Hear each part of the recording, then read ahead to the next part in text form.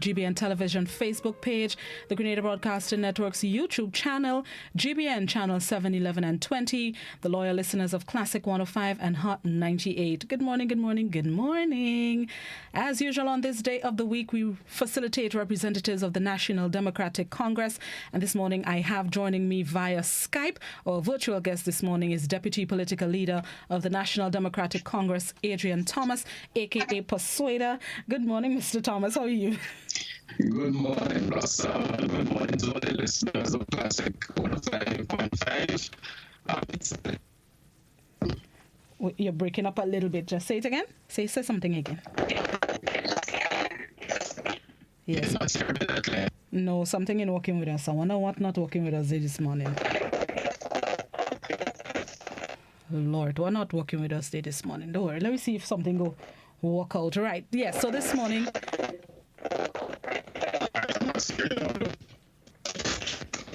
Say that again?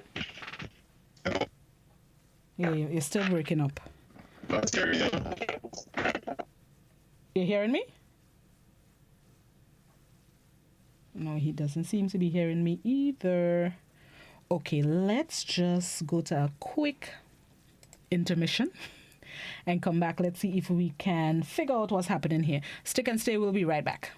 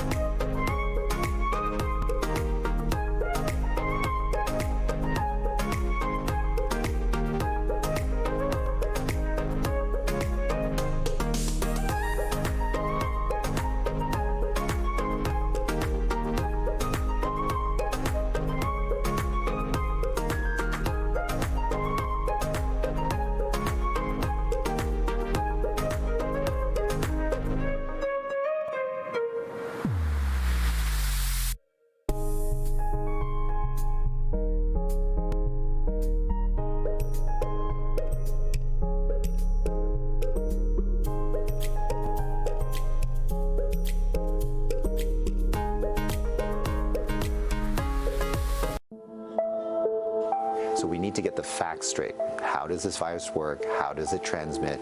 Where does it want to go? And let's protect ourselves. I'm Dr. Peter Lynn. I'm a family physician in Toronto, Canada. The coronavirus is a family of viruses that can cause as mild things as just a common cold, all the way up to SARS or MERS. These are these bad pneumonias that we're talking about. And basically what these viruses are, they look like a tennis ball with all these spikes sticking out of it. And depending on the type of spike, it allows that virus to attach to certain places. So some viruses, they have the spike that attaches to your nose. So basically you just get a common cold. But the SARS virus and this new virus that we're talking about has the spike that allows it to attach to the cells in your lung. And when it attaches there, it puts in information to make photocopies of itself. So it uses our equipment to make more viruses. I'm declaring a public health emergency of international concern over the global outbreak of novel coronavirus. Most of the coronaviruses live in animals. In this particular case, it was from Wuhan. There was a fish market where they were selling live animals. And the thought is that the virus was in a live animal, then it crossed into a human. But then what we found was that people were getting sick in terms of healthcare workers, in terms of family members that were looking after them, which now meant that the virus can pass from human to another human. Just like all viruses, it needs to reach a target, which is your lung. And it has to get there with your help. It has no feet and no wings. So therefore, it needs us to move it there. So that's why we keep saying, don't hang around sneezy people because you're going to breathe it in. And don't touch your face because that's how the virus is going to get in. The masks are helpful, but they're not necessary because they're leaky. The ones that you and I buy basically have pockets here, so therefore the virus can get in. What the masks really do is they stop us from touching our face. If you're sick, we tend to mask you, so therefore you're not spewing out the viruses to other people sitting around you. The true people that have the real masks are the N95. Those are sealed. These are for the doctors that may be caring for the patients. So in the beginning, the coronavirus will cause kind of like flu-like symptoms or a cold. So people just get the stuffy nose, that kind of thing. But you'll understand that as soon as that virus starts manufacturing in your lung cells, they're producing all these copies of the virus, all of a sudden now you kill the lung cells. So now you can't exchange oxygen.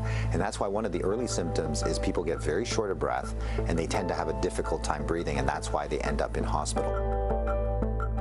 So currently, unfortunately, we don't have a direct treatment for the coronavirus. So we don't have a medication that can kill it off. And so it's really supportive. So in other words, the patient can't breathe, we give them oxygen, help them to breathe. They can't drink, so therefore we give them fluids to support them. Their kidneys begin to shut down, we help them with all those things. So it's a very supportive process. This is a new virus that we've never seen before. So our immune system, our army, are having a hard time figuring out what to do. So usually what we have to do is we make something called antibodies. So these are things that can grab onto the spikes that we see on the virus, and it'll get rid of the virus for you, and that will actually bring you back to good health. So therefore the elderly may have a worse outcome, and of course the young children. So the babies, their immune system is not so good either, so they may not make those antibodies as well. So just remember, your hands may be with virus. Virus cannot hurt you because it can't get through the skin. But the moment I do this, now I've brought the virus right to where it wants to go. So let's remember not to touch our hands to our face. So let's say you think that you might have been on a plane or you might have bumped into somebody that has it. What should you do? So the first thing is to contact a healthcare worker to tell them that potentially you have it. If you're feeling symptoms and you're going to go into a facility, call ahead. Okay, so whether you're calling the paramedics or whether you're calling the hospital or your doctor, just mention that you were on a flight. If you don't have any symptoms, then what we do is a little bit of a self-quarantine. In other words, we can just keep you away from other people, and so you don't go into parties, don't go with your friends, don't go into public transportation. So we can contain it very easily by making sure that you do a self-confinement, so to speak, for the, let's say, 7 to 14 days is the longest incubation time. So after that, if you're feeling well, then you don't have anything to worry about. If we get the facts right, then we don't have to be overly worried, but we do the right things so that we don't get the virus ourselves and that we don't pass it on to others. And if we look after each other in this way, this virus will have nowhere to go. It needs us to move it, it needs us to make copies for it, and if we don't help it, then the virus will stop. So we have the power to do that right now.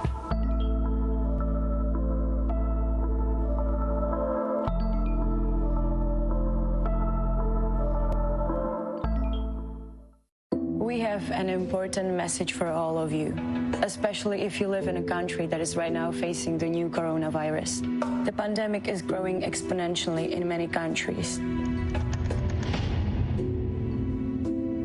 But the Czech Republic is one of the few in Europe that has significantly slowed down the spread of the virus. In this video, we would like to tell you what we did differently, and mainly, we would like to help you to do the same. We are following social distancing and the rules stay at home. But others do that too. We also have strict hygienic procedures. Others do that as well. But the main difference is everyone who has to leave their house has to wear a face mask.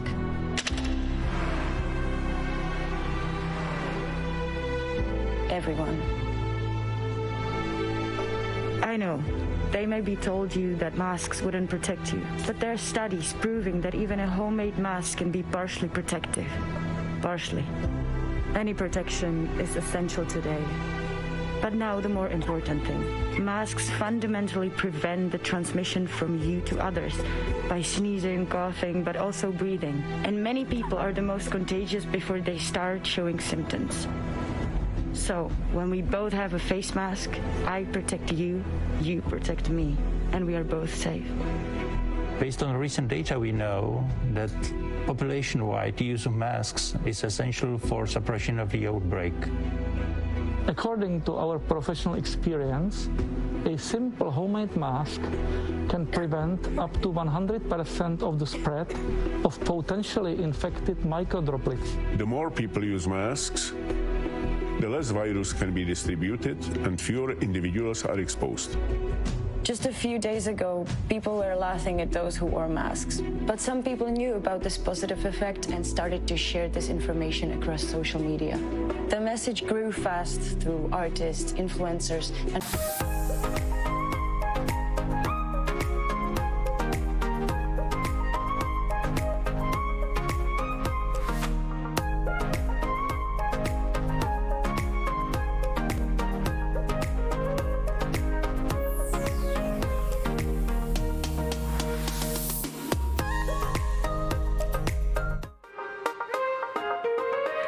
And we are back trying to get technology to cooperate with us in these COVIDious times, but we worked something out and we are still with the Deputy Political Leader of the National Democratic Congress, Adrian Thomas, joining us via Skype on the cell phone. Just tilt it up a little bit so we can see the top of your face. There we go. Right. Good. Good. Right. So we're good to went now. Great. As I was saying, pleasant good morning to you, Blossy. There we go. Morning as well. And a pleasant good morning to all the listeners of Classic 105.5. And it's a pleasure to be on your program. Thank you very much for joining us. Let's get right into it. Technology stole some of our time, but we're going to start the discussion one time. This morning I wanted to concentrate on agriculture because I know you're, deep into the industry. So just from your point of view, just tilt up the phone a little bit. We can see your forehead. Right. Okay. Right. So your point of view dealing with agriculture during these COVIDious times, as the young people say. Tell us your thoughts. Well, first of all, before I start this morning, let me first of all make a critical point on the whole question of COVID-19. Because I want to speak on agriculture in that context. Really and truly, a couple of years ago, I was thinking that agriculture had to be the number one economic pillar in terms of your country going forward, the most important industry in your country.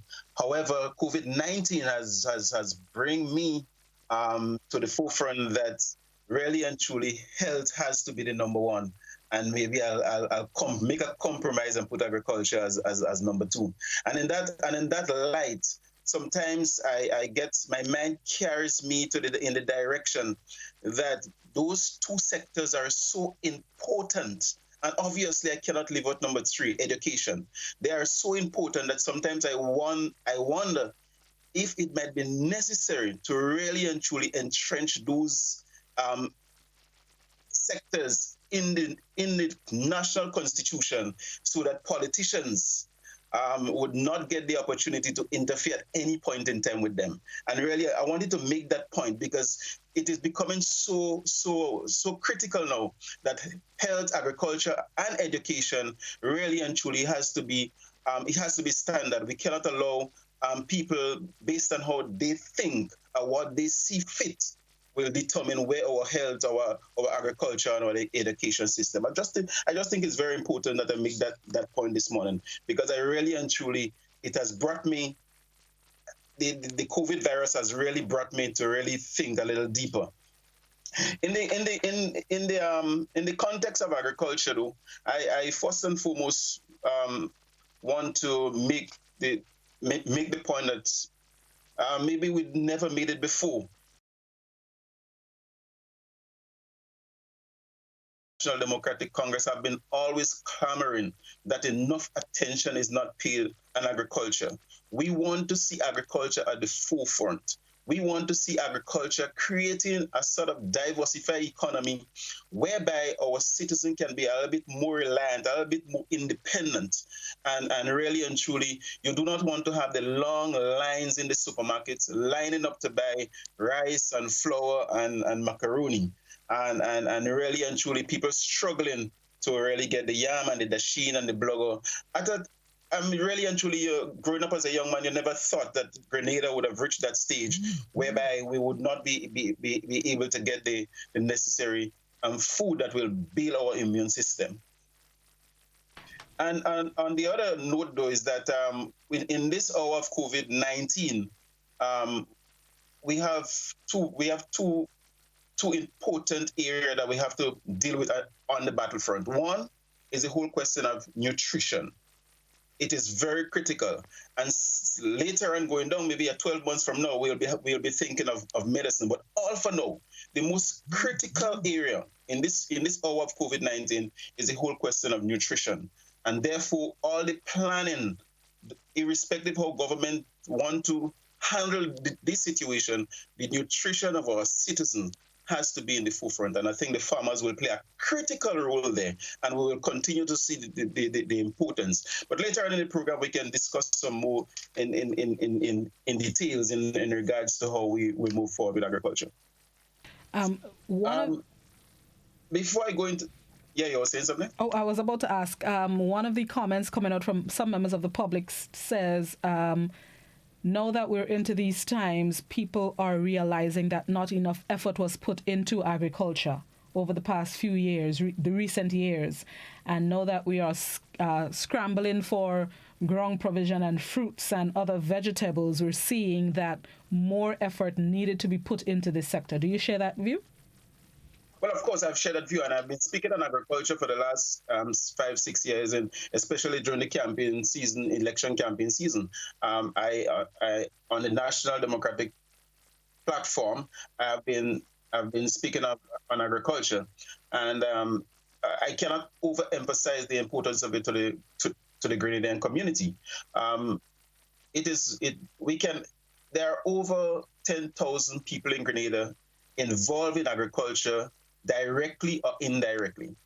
And when you look at, I've always made the point also that when you look at that 10,000 farmers who are involved in agriculture, and you look at, let's say each farmer is within a household of 4 to 5 on average, you're talking about another 4,000, 5,000 Grenadian people who are benefiting from agriculture. And when you look at some of the farmers have people employed, you are talking about another 3,000 people involved in agriculture.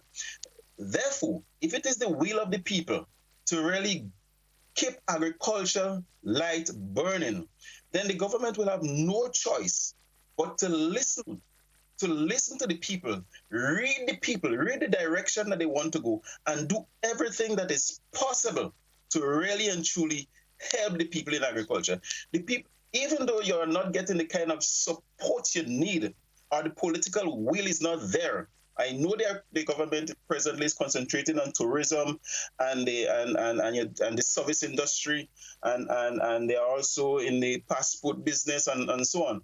But those things are quick fix. In times of crisis like today,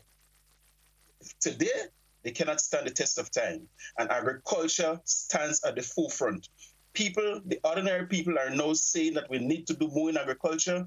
When I've looked at St. Vincent, I've looked at the Minister Caesar. He's rejoicing now in the sense that he can export agricultural produce to Trinidad. And he didn't talk about Grenada, but he's also exporting agricultural produce to Grenada. And it has increased by over 40%. Over 40%. It therefore means that St. Vincent doesn't have better terrain than Grenada, with due respect.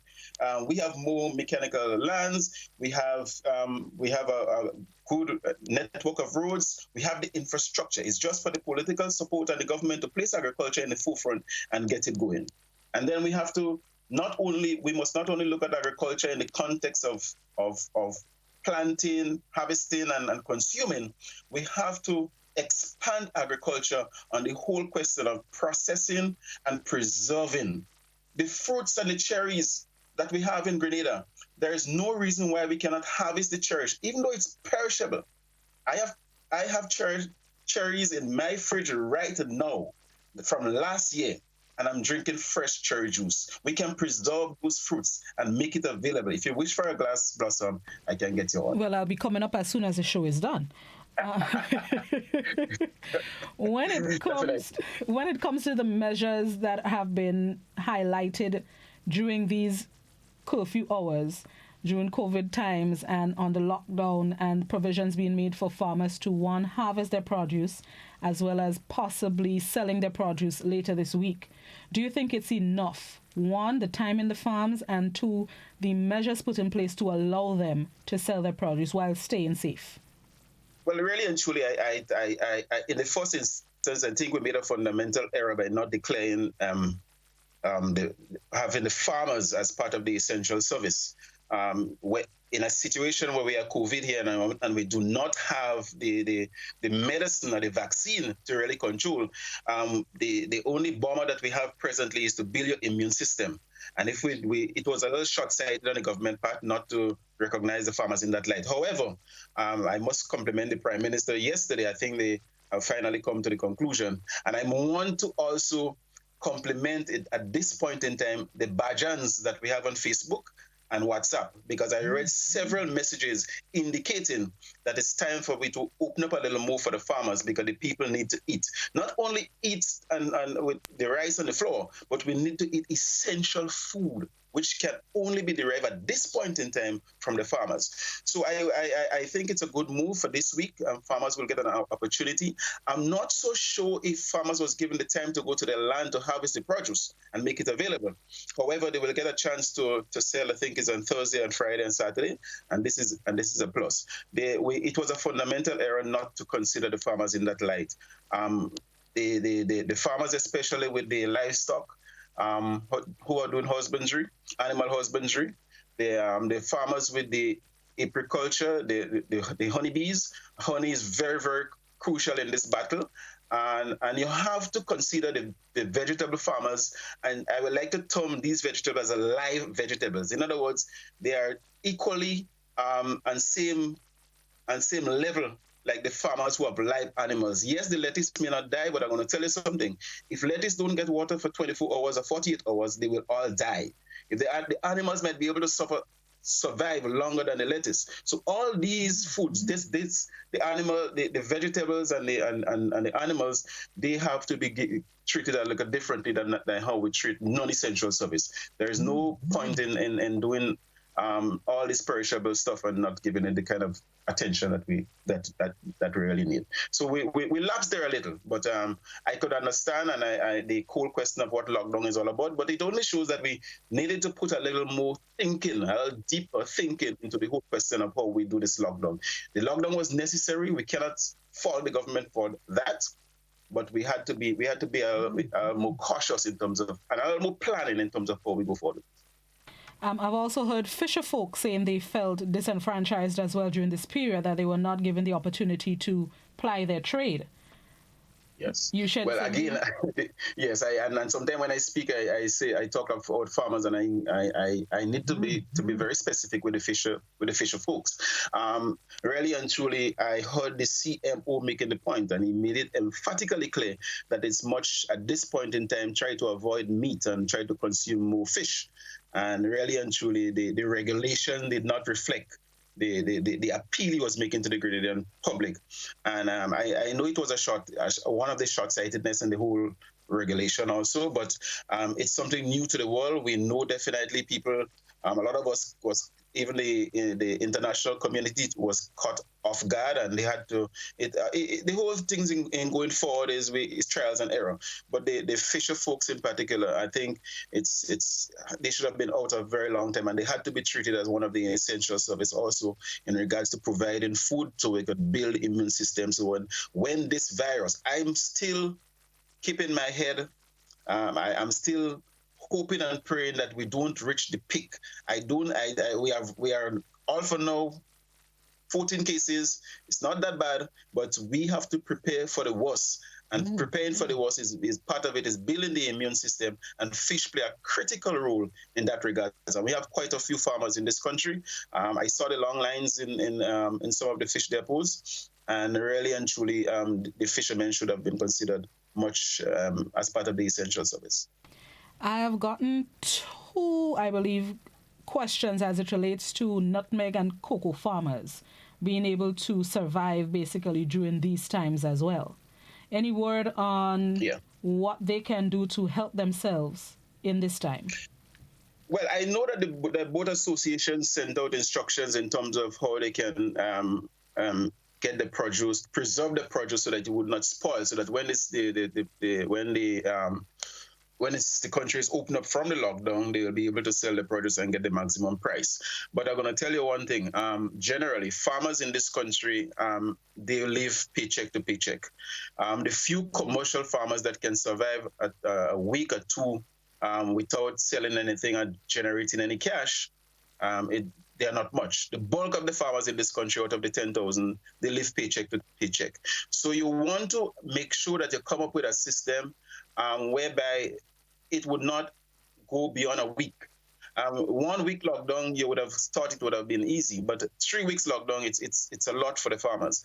And not only the farmers, the people who are working with these farmers, these people on a daily basis, when they come to work for you, sometimes I engage some of them, and they want pay at the end of the day. They might bear with you for the end of the week, but a Friday they cannot cope on a fortnightly basis. So these people find it very, very difficult to survive in a lockdown that will exceed 1 week. I don't know. It's quite likely that if new cases are found in Grenada, we will have a further lockdown period. The government will have to try to the package, the care package that they are hoping to come up with. They will have to speed it up because a lot of people, especially some of the workers with these farmers and some of the farmers, they have to get that cash in their pockets. The nutmeg farmers from time maybe 1947 come way up, or before that, these farmers they sell nutmeg on a daily basis. Every day, farmers are in a nutmeg station selling nutmeg, and these farmers get the cash instantly. So when you have situations like that, if it's one set of people that government has to work on quickly, are the farmers. I mean, with due respect to the other business community, but the amount of people that depend on nutmeg and cocoa for their survival, we really and truly have to deal with them in a more friendly manner and try our best to have the lockdown, but work the system in a way that those people could survive, because you do not want to hear any one of these farmers end up in trouble in regards to their health or their own survival. Last week, the government revealed its mitigation and response plan. They call it a National Food Security Mitigation and Response Plan. Have you had a chance to look at it? Well, I did not look at the plan in detail, but I read the minister's comment on it, and I think I want to say that I welcome such initiative. I think it's a good initiative. I think that we will be doing over 200 acres of and food and vegetables. They will be doing they'll give the livestock farmers some support, the fishermen, the agro processors, GCNA and GCE. They are also down on the list for support. I look forward to that in terms of the farmers getting that kind of support. But I want to say that I know it's going to take time. According to Dr. Patrick Antoine, the devil is in the details of those things and how it is being distributed. One of the things that I don't want to see, and I want us to guard ourselves against that, I'm calling on the government that in this hour of crisis, we have to act a little more mature. We must not give the general public the impression, because we have already gotten it in the constituency of St. David, where the political activists are in possession of care hampers and they are distributing to the people they think are supporting them. In this hour of crisis, we cannot be looking at colors. I am getting the phone calls, I am getting the WhatsApp messages that some of the people passed this morning, they're driving in government vehicles, they have hampers and they are giving out. Some people are hungry, they cannot do anything, and they are denied a package. We cannot afford to be in the mood of campaign if we are to really and truly solve this problem. And therefore, a program of that nature will really and truly relieve some farmers, and I know that the farmers are looking forward to it. However, I hope that this is the beginning of putting agriculture and the forerunner, putting agriculture in front and continuing, because we do not know when the next pandemic will come to Grenada or come in the world. Really and truly, agriculture has to be where it is, and we have to increase production and put it and to mitigate the whole question of farmers and people suffering in this country. At this point, let's open the phone lines for our viewers and listeners. 435-2041 is the number to call and get on the inside and pose your questions to Mr. Thomas as it relates to the agricultural side of things as we deal with COVID-19. You can also pose your questions, queries, comments, concerns on the WhatsApp. It's also 435-2041, but please do not voice or video call the WhatsApp. We can't take those calls, only written messages, please. You can also pose your comments, questions, queries, concerns on the GBN Television YouTube channel and Facebook page. There is a question on the Facebook that asks, we have been hearing all the questions people have been asking due to the lockdown and the necessary changes being made by the COVID-19 team. Can you tell me what difference your party would do if you were in power during this time? Well, I don't know if I want to get into that discussion per se this morning, but I'm going to tell you something. We in the National Democratic Congress, our motto is putting people first. And when a government is in office, there are many options you will have in terms of dealing with a particular problem. Here comes COVID-19. The world never knew about it. The world didn't know where to go or what to do. First and foremost, we got the basic hygiene. Secondly, we got some information in regards to how this operates. And I cannot sit here today and say we would have done this or would have done that. But what I know, that the health of the nation, agriculture, those two industries, if they are at your fingertip, if they are top of your program and of your manifesto, then we would have been in a better position, because we have agriculture, health and wellness, education. We have those sectors at the forefront of our manifesto. And if we were in office, obviously we stick to what we say we mean and what we mean we see.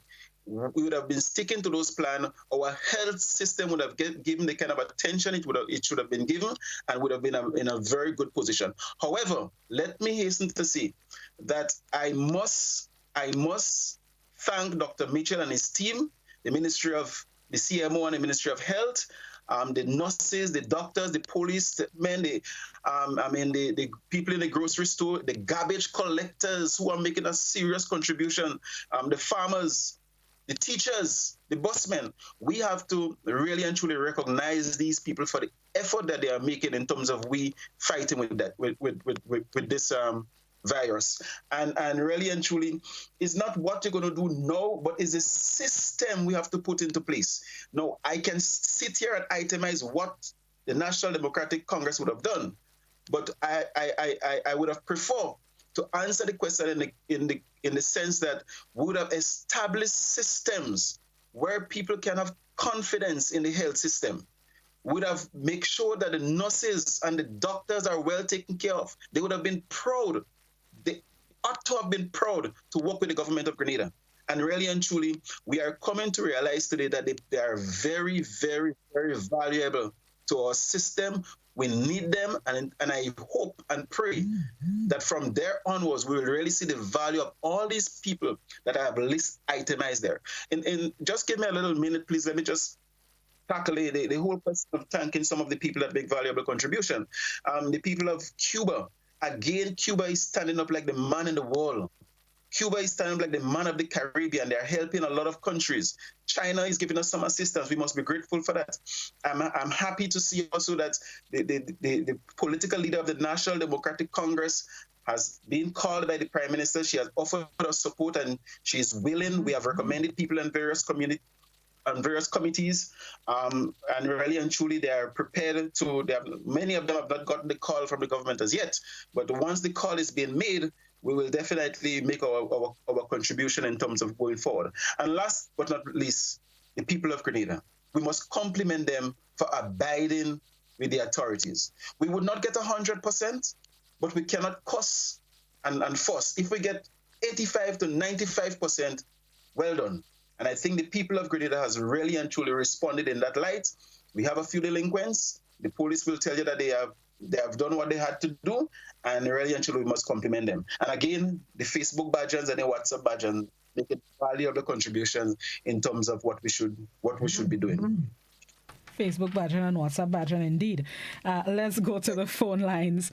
Good morning. Hi, good morning, Blossom, and to all your followers and listeners. Good morning, Mr. Thomas. First of all, I would like to thank God for sheltering and shielding us thus far through this storm. Of course, we did not create this thing, and everybody's learning as they go. However, I think apart from some early missteps, some what I will consider some reckless behavior, we have done well. I am comfortable with where we are at this point in time, and I'd like to commend all those who have worked tirelessly in terms of keeping us where we are, and I trust that the population will continue to support all the measures that are put in place. However, I think that, as I said, it's a learning experience, but we dodged the bullet 3 times. There were 3 cases that should have been here that did not end up being here, if you know what, remember what I said, what I meant. And we bought ourselves 2 extra weeks. And I felt that those 2 extra weeks were not properly used. We were telling people, well, wash your hands and do X, Y, Z, but we didn't put any systems or structures in place. So right now we are scrambling. We are changing regulations every day and people give feedback. When, as I was suggesting, we could have had working committees and groups looking at different sectors and other things. It has laid bare our lack of readiness for this thing. For instance, in agriculture you mentioned. And why are we in that state? Now, look at St. Vincent. St. Vincent is shipping tons and tons of food to Grenada and other, especially Trinidad, where we used to before. Now, there's a lot of talk about the farmers cannot get, and we hear the authorities yesterday spoke of the farmers marketing their products. I mean, this is a joke. Farmers have no right to be having to go out there and selling to the final consumers. Where is the marketing board? The system is blatantly broken. Farmers should have been able to be in their farms, not mingling necessarily the population, and the MNIB should have, or the other distribution agents we would have set up to meet the farmers in their farm, collect the food, put them into storage, and distribute what needs to be distributed. Okay. But this thing about farmers now trying to go and sell things, it just shows how we have neglected agriculture. The fishermen, the same thing. We had a number of weeks.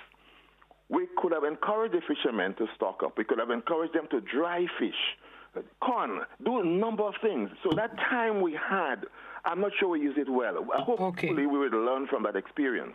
But it has exposed our lack of preparedness for things like that. All right. Have a good day. Thank you very much. Yes, and just Blossy, let me just respond to the caller there, because I think he's making some very valuable points there, and really and truly, I've come to the conclusion many years ago that really and truly we need to take, as a nation, we need to be a little more organized in our society. We are very, very disorganized in a lot of areas, and when situations like that arise, where the world has not seen it before, there are many situations where we can learn from people who have went through this. And therefore, agriculture has to be properly organized. I would have thought that by now, maybe all these planting materials would have been collected from Renwick and Thompson Farmers Garden Center and distributed in an organized way so farmers can start putting things in the ground. And the crisis call right now that anything that the farmers produce must be collected and be distributed to the people in our society. We cannot import the containers of vegetables that we used to import before at this point in time. So it is crucial. We cannot, a lot of farmers in this country will put down 5, 6, 7, 8 trays of tomatoes. And by the time it is ready to harvest, then they will pick up the phone to call the supermarkets, the hotels, to find out if they could give them a sale. No, we cannot have agriculture in that direction. Before the farmers think about putting down the seeds in the ground, he must already know that I am producing 10,000 and that will be going straight to the hotel or straight to the supermarket. This is the kind of organized agriculture we need. And therefore, you can understand why some farmers are reluctant in terms of making large investment in agriculture when you're not sure in the market. So the government have a lot of the work cut out. Now is not the time to fix everything. We have to deal with the virus which is in front of us. But in going forward, agriculture has to be organized in an organized way. Health has to be organized. We cannot be a spontaneous nation just reacting to situations. Things have to be organized and structures has to be put in place. That is how we could deal with situations when they do arise. Let's go back to the phone lines. Good morning. Hello, good morning. I'm just listening to the Deputy Minister for the NDC and that last caller. But I record from the beginning of this, people was calling for the country to shut down with no plan and nothing. And now they went in a plan to do an emergency shutdown, and they do that curfew, 24 curfew. And now they're complaining about farmers. They didn't get chance to go out to do the project, and they should have get chance. So if the Prime Minister, they listen to the earlier callers who was calling for they to shut down the country, just shut down the country without plans, how we are deal with these things now.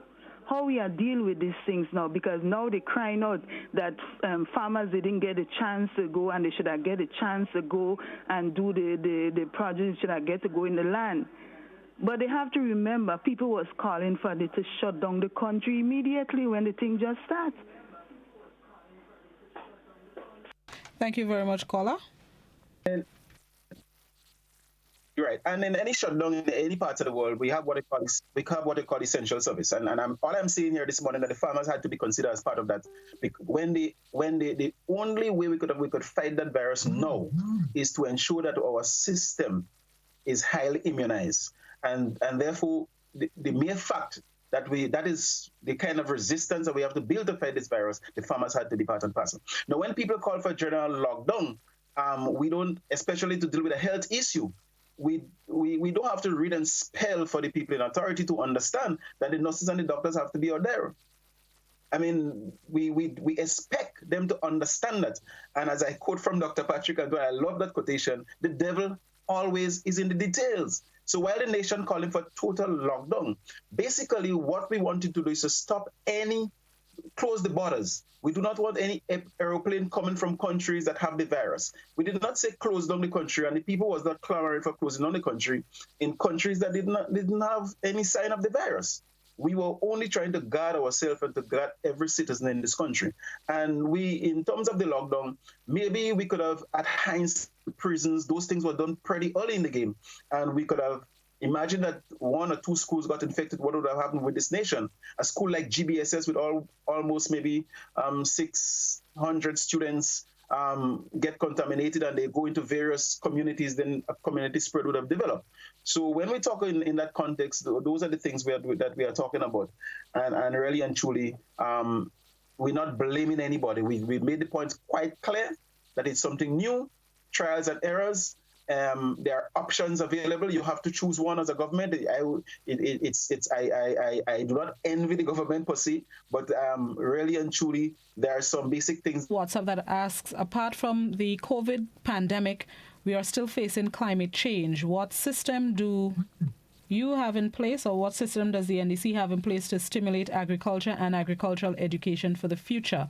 Because there is a huge gap from our foreparents to our current living situation. And also, how effective will this new system play in the future economical forecast of the country? I love that question, because our vision or our motto really and truly touch on the green climate. And really and truly, that is the direction we want to bring agriculture. We want to modernize agriculture. We cannot say to the young people anymore that computer don't have a role to play in agriculture. We cannot say to them that agriculture is cutlass in and fork in the land to be viewed as agriculture. Having a donkey and a pole, or a cattle and a pole, or a few goats running around places. Agriculture has to go much further than that. And I pray the day when our poultry farmers will move from 10% of the poultry production and really and truly produce, be self-sufficient like Barbados and Trinidad, where poultry can be produced at the highest level. And this is the direct direction that the Congress wants to go. We must not have farmers doing poultry. They have to get the day-old chickens. They have to bring it to 6 weeks. They have to slaughter the birds and package it. And then they have to go and look for markets. Farmers do this thing. Farmers who are to be specialized. The people who are rearing the birds, after 6 weeks, the slaughterhouse must come and take this bird alive. Bring it into the slaughterhouse, which is owned by another company, Cold Storage, Cold Store. Country Cold Store has a critical role to play in that. Once the birds are slaughtered, we send it to Country Cold. Country Cold is specialized in cutting and packaging chicken. They can do that. And they have a marketing system. They can find the market for the farmers. So don't tie down the farmers on the whole question of rearing birds, slaughtering birds, jump in a van, moving from supermarket to supermarket, from hotel to hotel, begging on his knees for a sale. That is the organized agriculture I'm talking about. The people in the honey business, all they need to do is to get bees and ready bees, produce the honeys, and let somebody come and bottle it and find the market in England or Europe for these people. And our society would move much faster. Organized agriculture is the key.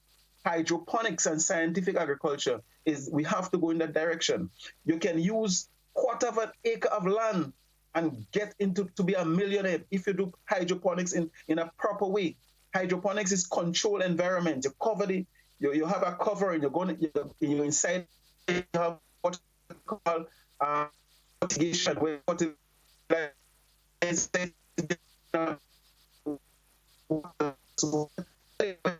don't have fertilizer again. The whole question, computerizing the business. So many farmers will be trapped to the assistance that government is having, because they pass in the right hand and they collect the money in the left. Nobody knows what is the average production per year.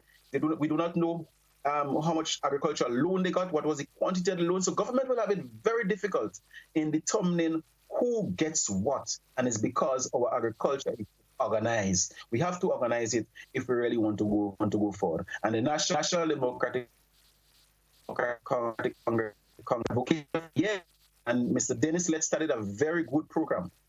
He established the agro-industry. We were on par with that. We was going with that in Lasajes. We had the abattoir in Maribo. That is the direction we wanted to go. We got the Japanese to give us this fish marketing in Guave. And really and truly planting material was made readily available. The cocoa and nutmeg.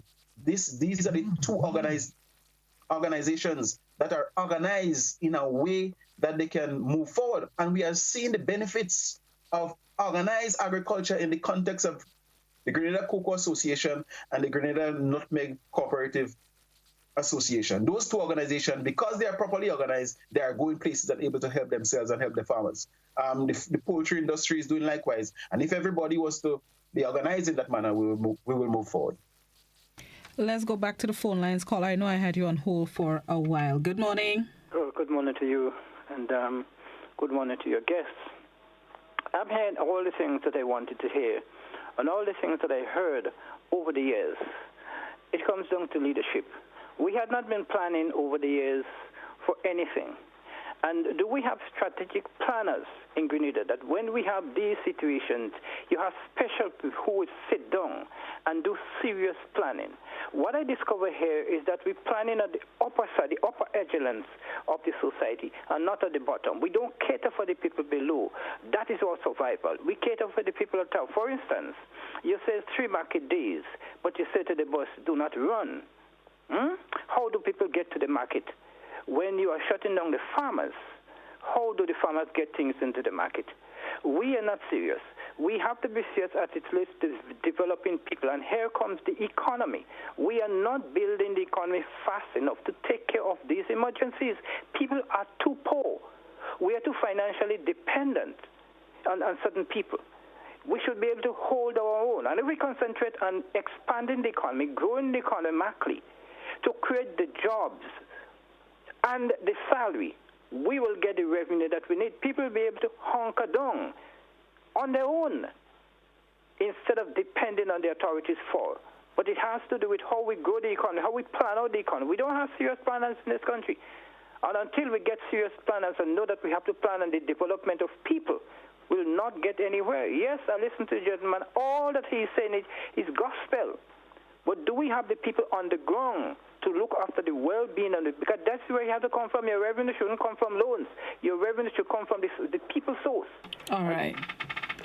Thank you very much. Have a good day, ma'am. Thank you, caller. Very, very, very important point, and hence the reason why we really and truly need a diversified economy in Grenada, one that is resilient and sustainable. You look at St. Vincent, and in the moment of crisis, they are rising to the occasion, and they will come out on top of in regards to agriculture, because quote unquote they are making a lot of money in ground provision and vegetables at this point in time. When they can claim that for the last couple of weeks it has increased by 40%, that's a good sign. And unlike the economy that depends on tourism, they are on their knees begging for aid, begging for help, crying out. And the agricultural sector in this hour of crisis is stretching a hand to give. And that is what we really want. That is the direction we really want to go. And that is the direction a country like Grenada, we have proven in the past that agriculture is the backbone. And have to be, no, but it have to make it the backbone of the economy once and for all.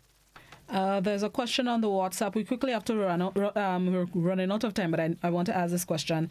Farmers, it is said that farmers should not have to go and sell their products, but I have heard over and over that marketing board and others are not paying them enough and robbing them of their labor. Can you tell the nation how this can be achieved to ease farmers and help the consumers get local items at a cheaper cost? Well, yes, because you see, those things are going to happen because when you can bring in so much vegetables from outside of Grenada at low prices, which gives serious competition in regards to the cost of production in Grenada. The cost of production of agricultural produce in Grenada is very high. So the farmers cannot sell much lower. Many farmers do not have the land in terms of, in other words, if you're going to banana production, at least you should have 5 acres of land. That's a threshold. Scientifically, that's a threshold. And if you don't have that quantity, it means that you might be putting in a lot of resources but you're not getting the output. The more you go into the production, the better you will be able to place a price. And maybe they need to revise their pricing to farmers because there are other outlets in Grenada that give much better prices than Marketing Board. So Marketing Board has to be revamped in the whole mix of things. If we are to go forward, Marketing Board, it has to be revamped. We have to restructure it and we have to let it answer. The whole plan of Marketing Board has to be in the context of farmers. It has to be. Very quickly, Mr. Thomas, maybe 30 seconds or so. Any final words this morning? Well, I really want to thank you first and foremost for accommodating me on this program. And I really want to, again, express my gratitude to the COVID-19 team that is making every effort to make sure that the Grenadian people are comfortable. I want to appeal to the people of Grenada to abide, follow the instructions, and make sure that all of us come out of this crisis as one Grenada. And again, whatever we have to distribute, we want to ensure that it's fair and square to the Grenadian people. Now is not the time for any politics and politicking. Thank you very much. Well said. Thank you very much, Mr. Thomas. You have yourself a blessed day. Stay COVID-free. Make sure and stay COVID-free. Say hi to the fam. To the same and all the best. Be safe. You too. I'll surely do that. Pleasure. That was Deputy Political Leader of the NDC, Adrian Thomas, joining us virtually this morning for To The Point. Unfortunately, technology had us cut in the program just a little short. We did not hear from him as much as we would like. But as usual, the NDC has a spot here on To The Point every Tuesday. At this point, we are preparing to join the Royal Grenada Police Force for their 10 a.m. news briefing. Hopefully they are on time. It is now 20 seconds to the hour of 10. We will carry the news conference as soon as it starts. We will carry it on Classic 105, Hot 98, GBN channel 7, 11 and 20, the GBN television Facebook page and the Grenada Broadcasting Network's YouTube channel. So stay right here. That's the end of my time today. Have yourselves a productive Tuesday. Be safe. Do what you need to stay healthy. Practice proper hygiene. Cough, sneeze and cough etiquette, wash your hands, do what you need to, be wise and sanitize. Let us do our part and be COVID-19 smart. Have a good one.